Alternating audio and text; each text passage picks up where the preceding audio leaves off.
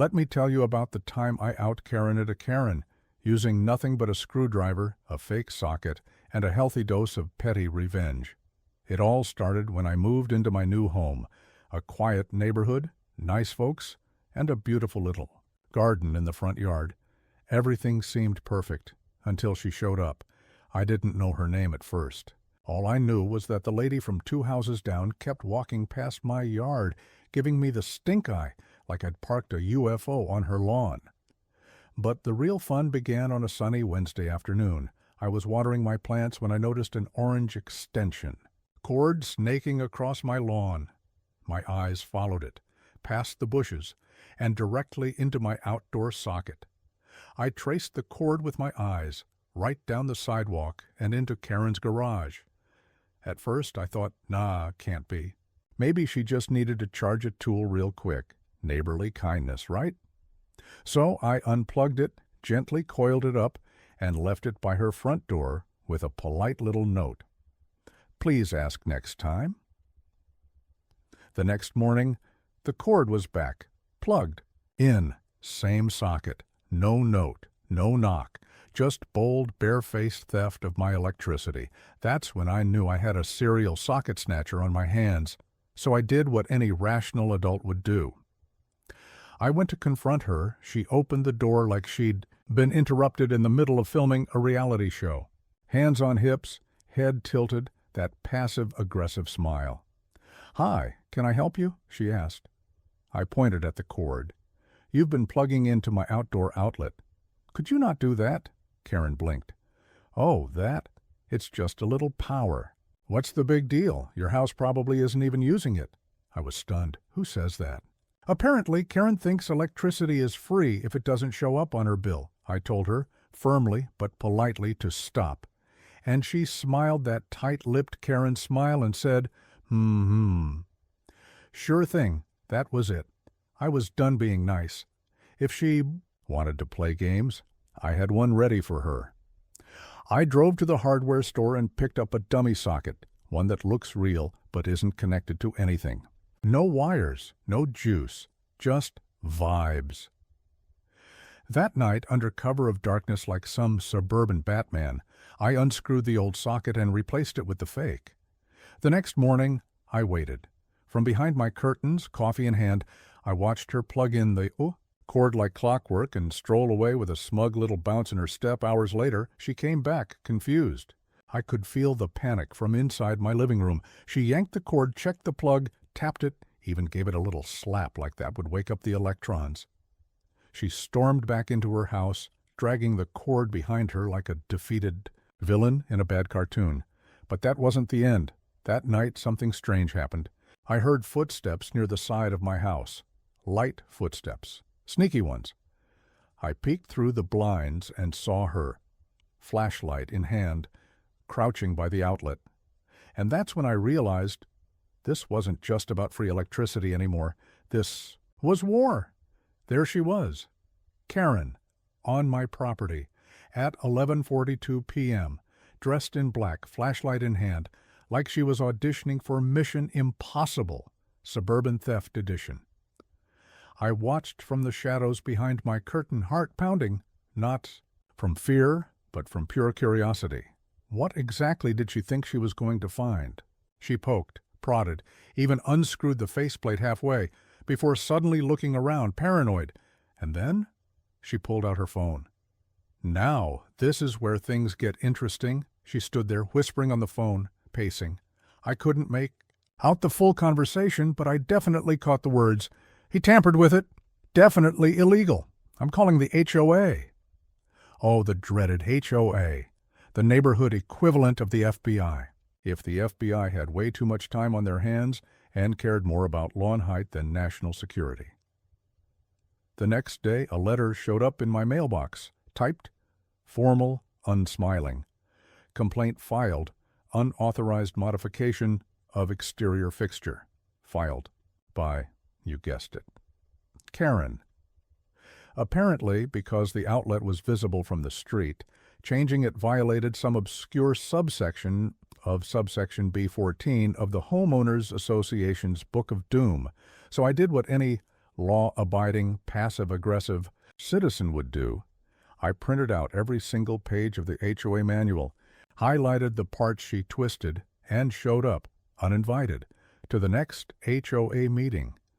Karen was already there, sitting front row, arms crossed, smirking like she was about to witness a public execution, but I brought receipts, literally photos of the outlet, timeline of events, screenshots of her extension cord trespassing like it paid rent, even footage from my doorbell camera showing her nighttime recon mission. The HOA president squinted at the photos, turned to Karen, and asked, "Ma'am, were you stealing power from your neighbor's outlet?" She stammered, deflected, claimed it was a misunderstanding, said she thought it was a shared neighborhood socket, whatever that means. But then it got worse for her because someone else in the room, another neighbor I barely knew, stood up and said, "Hey, is that why my Christmas lights were shorting out last December?" Apparently, Karen had a history. 3 people spoke up, all with similar stories: garden lights flickering, mysterious power drains, tools going missing, and the common thread? Karen. And her orange extension cord at that point, the HOA, didn't just drop my case. They started a formal investigation into her. But here's the twist. When I got back home that evening, my outdoor faucet was running full blast. Water gushing into my flower bed. The nozzle twisted off. Hose shredded. That's when I realized Karen wasn't done. This wasn't about power anymore. This had turned into something else, something bigger. And I had a feeling she was just getting started. I stood there, watching water pool around what used to be healthy plants. She didn't even try to be subtle this time. This was vandalism. I shut off the faucet, knelt down, and stared at the mess. The metal on the nozzle, bent like someone had twisted it with a wrench. The garden hose, cut clean through, not some animal bite. This was personal. I knew she wanted me to react. She wanted me to storm over, yell, cause a scene, something she'd twist to make me into the aggressive neighbor. But I didn't. Instead, I did what I should have done the first time. I filed a report. Not with the HOA, with the police. Petty? Maybe, but touching my plants, that's where I draw the line. The report wasn't going to lead to some grand arrest. It was a small claim, but it got something way more important. Documentation, an official note in a system that said Karen was warned. Karen was seen sabotaging property. The real beauty? She wouldn't even know about it, unless she tried something again. And something told me we weren't done. For 3 days, it was quiet. No cords, no sabotage. Karen didn't even step foot near my yard. It almost felt normal. Until there was a brown cardboard box on my step. No markings, no return address. I hadn't ordered anything. I picked it up. Light, sealed with tape. Not professionally, just haphazardly slapped. On, the smell hit me almost immediately. Rotten eggs. I didn't even have to open it to know. Karen had sent me a gift. So let's take inventory. Power theft, faucet sabotage, rotten egg package, and still, she acted like the victim. The next day, I saw her in her yard, pretending to water her roses, glancing my way with this look like, "What are you going to do now?" And, honestly, I wasn't sure. This was starting to feel less like a feud and more like a bad episode of Desperate Housewives. But I'll tell you what happened next, because I didn't even have to lift a finger. She messed up all by herself. That morning, a police cruiser rolled slowly down our block. Not speeding, not rushing, just cruising. They stopped right in front of Karen's house. Turns out someone else filed a report on her. See, I wasn't the only one she'd been borrowing from. She had an entire collection of extension cords, and someone across the street? They had cameras, real ones. The police knocked on her door. She answered, wide-eyed, in her robe, acting like she had no idea what was happening. But then, they started asking about the cords, about trespassing. I couldn't hear the whole conversation from inside. But I saw her face slowly drain of color, her arms crossed tighter, that fake smile melting. And while they were talking to her, I thought, Maybe this nightmare is finally over. Maybe now she'll back off.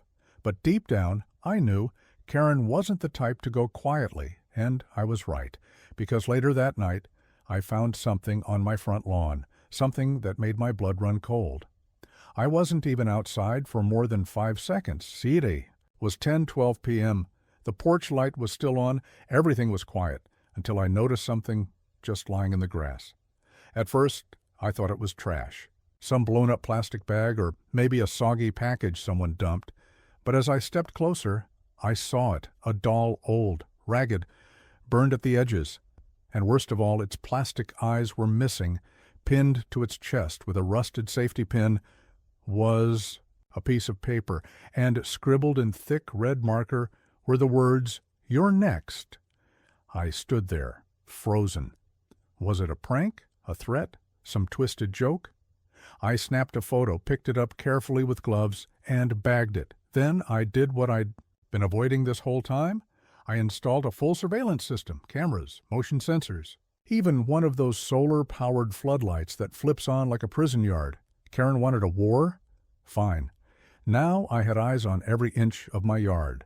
Around 2:17 a.m., the motion detector lit up, and there she was, Karen, in a hoodie, tiptoeing on my lawn.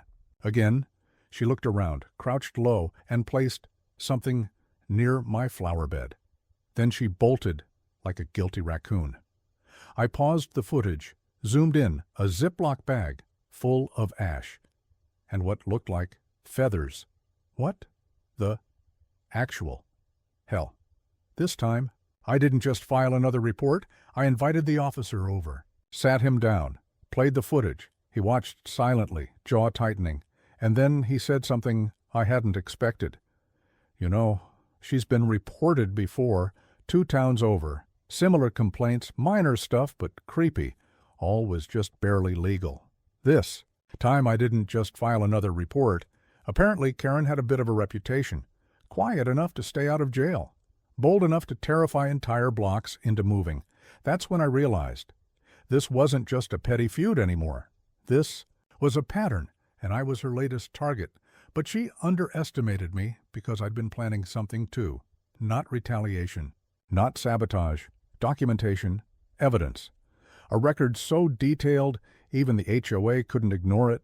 I'd been cataloging every move, every item, every word, all stored safely, and soon ready to go public. But before I could make my move, something happened that changed everything. No envelope, just folded paper, torn edges. Inside? I know what you did, and I'm not the only one watching.